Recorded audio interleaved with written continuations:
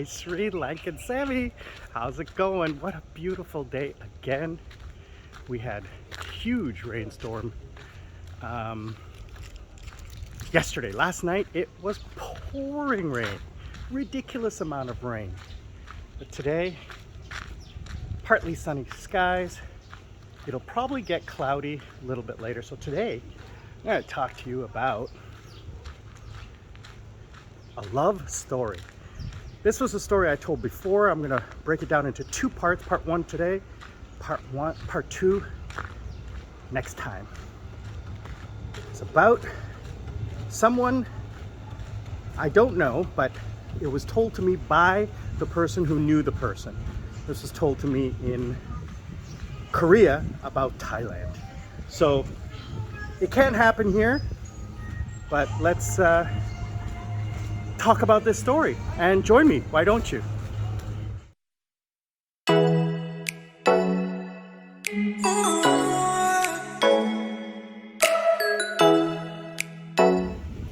guys, thanks for joining me.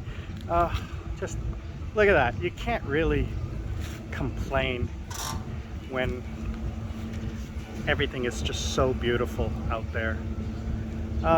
Love it. I'm gonna go head to the beach right after this. After I do this walk and talk, I have to go over to the ATM and take out some cash for the weekend. Talked to you guys before about cash in this society. So let's jump into the story today. Today's story is a love story. This happened, God, it has to be, the story was told to me about 8 years ago, and this had to have happened at least 10 to 12 years ago. So I'm going to tell you this story from the perspective of how it was told to my friend. So basically, I'm just going to go through it real quick, okay? So number one, the guy's name, I'm gonna keep it private, so we'll just call him J, and the girl's name is K. We're just gonna do J and K. So J was a British guy, and he was reaching retirement age. And this is being told to my friend who told it to me. So he came to Thailand and fell in love with Thailand. He was an older guy, had to be in his 50s, and he was sorry, he wasn't British. I'm sorry. It was my British friend told me this story. It was an American. So he was he worked for the oil companies, the oil drilling companies. So he lived in Florida, but was based in Alaska. Well, he had a house in Florida. So here's how the story goes. He came to Thailand, like most guys do, fell in love. First time, he'd never been outside of the US, his first time traveling. And then what happened was he fell in love with the life, with the culture, whatever it was, and he met someone. Now, she was a professional girl, but they hit it off.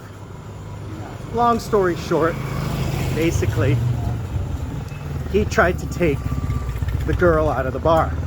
Now, she wasn't young, she was older. She was in her mid to late 30s, so she knew the game, right? So, you know, they were together, inseparable, so the story goes. They were always together. He would come here for 3 months, here being Thailand, go to Thailand for 3 months. He would be with her the whole time. And then after the first or second time he came to Thailand over the course of a year or two, he started sending her money and supporting her. Now, we've all heard the stories. This is a huge mistake. You shouldn't do it. But you know, he tried to take the girl out of the bar. Now, he didn't have a lot of friends here. When I say here, I mean Thailand. He didn't have a lot of friends in Thailand, but he did have a few. And they were telling him, you know, you gotta be careful, gotta do this. So, oh, no, it's different.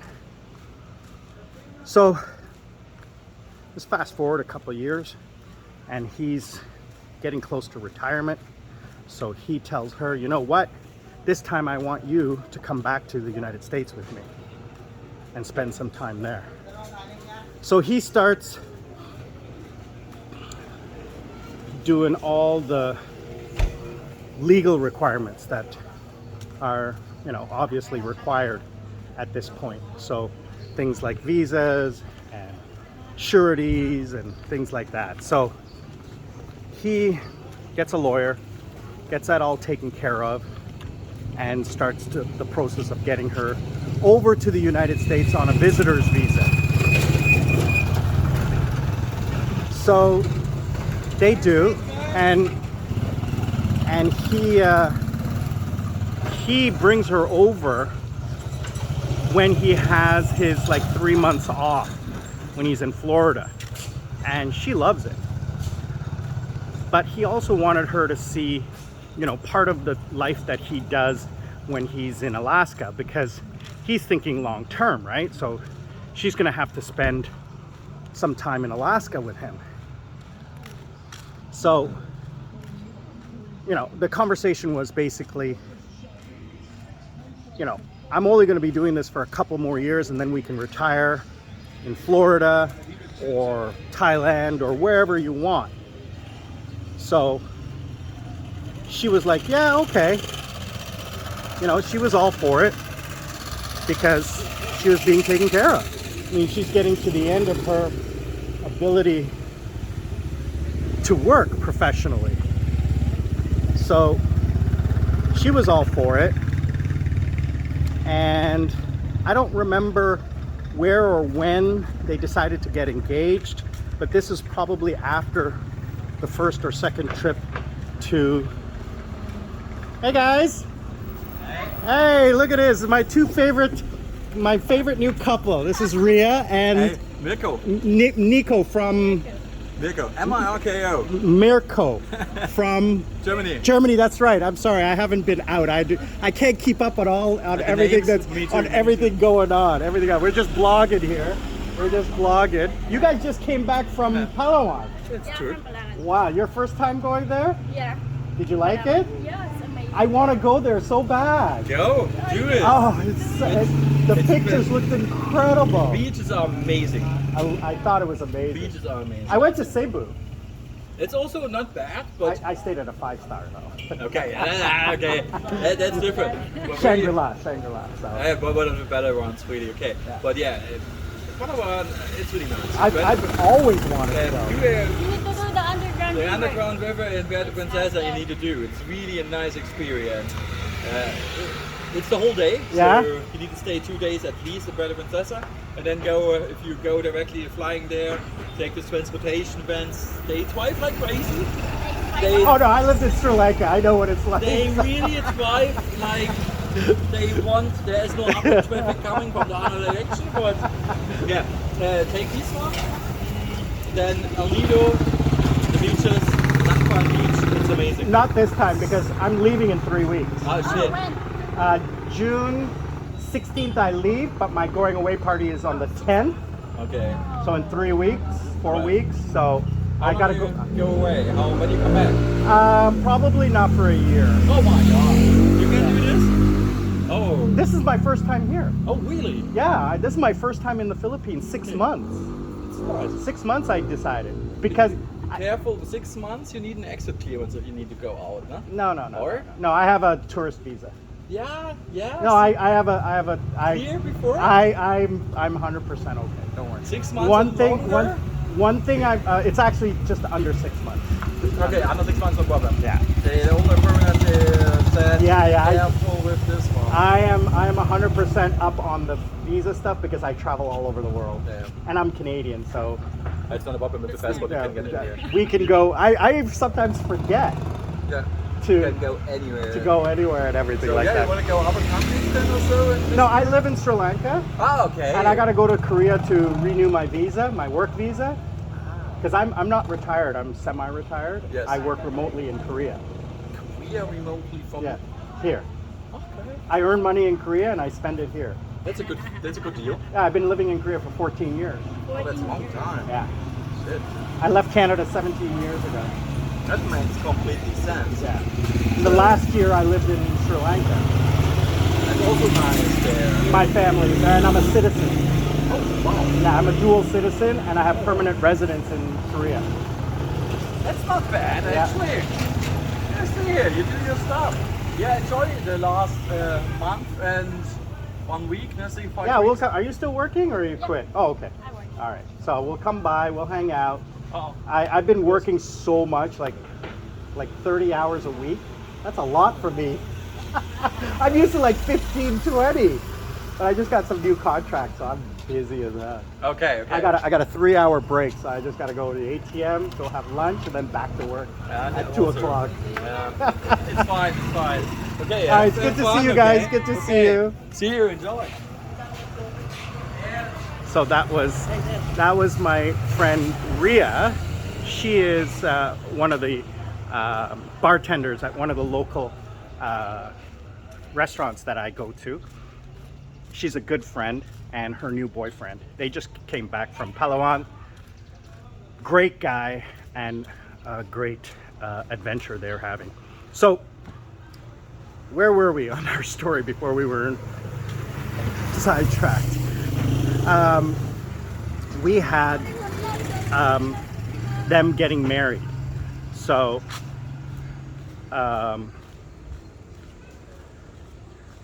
she was no kids, which is rare in Thailand.